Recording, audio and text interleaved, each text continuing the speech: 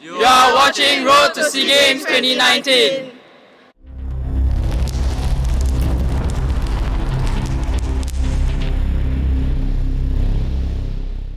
We next look at short track speed skating in our Road to SEA Games 2019 feature.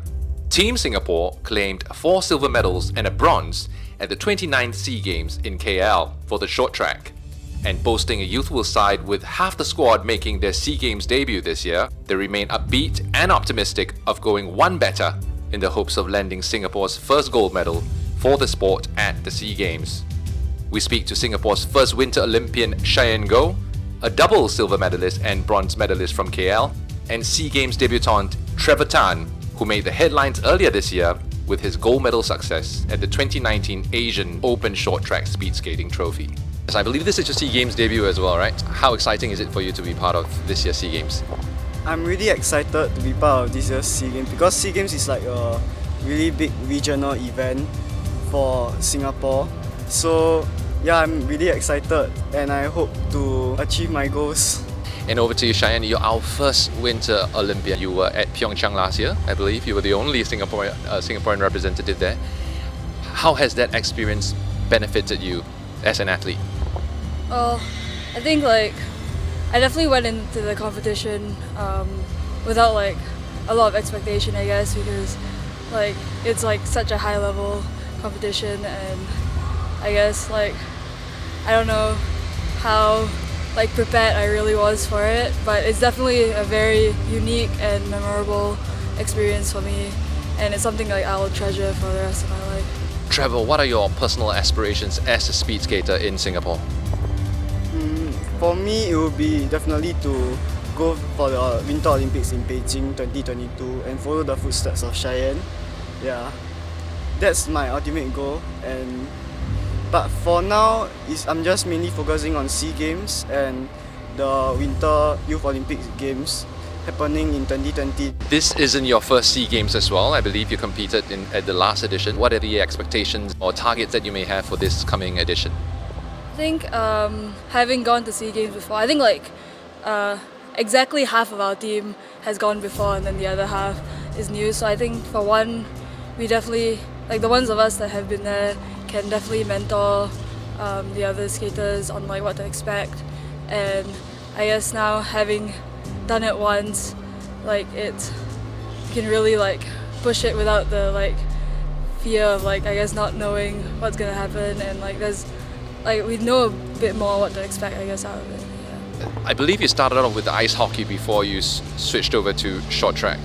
And number one, how would you rate yourself as an ice hockey player now, if you were to still play? And the next one would be, what made you come to that decision to do the switch?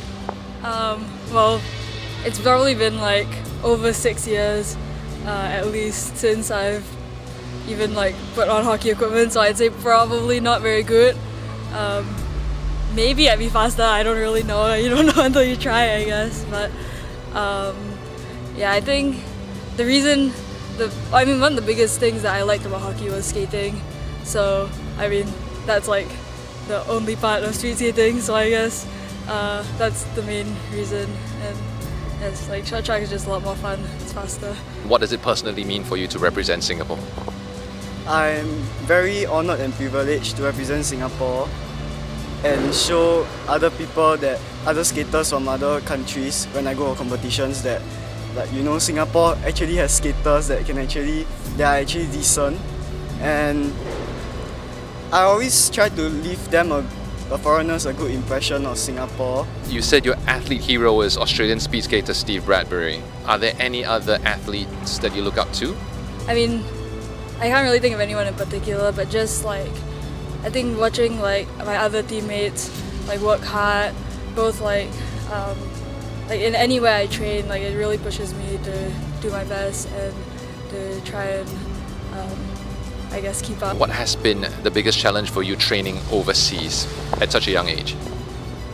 For me, I sometimes feel a little bit lonely or homesick, and maybe miss my parents and miss the local food. That's the main things.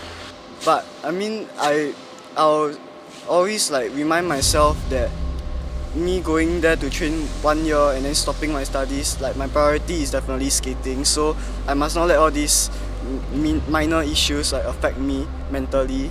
So I must continue to focus on my training. How important is the support from family, friends, and the rest of Singapore been for you in the lead up to the SEA Games, but even beyond SEA Games in any competition that you go for?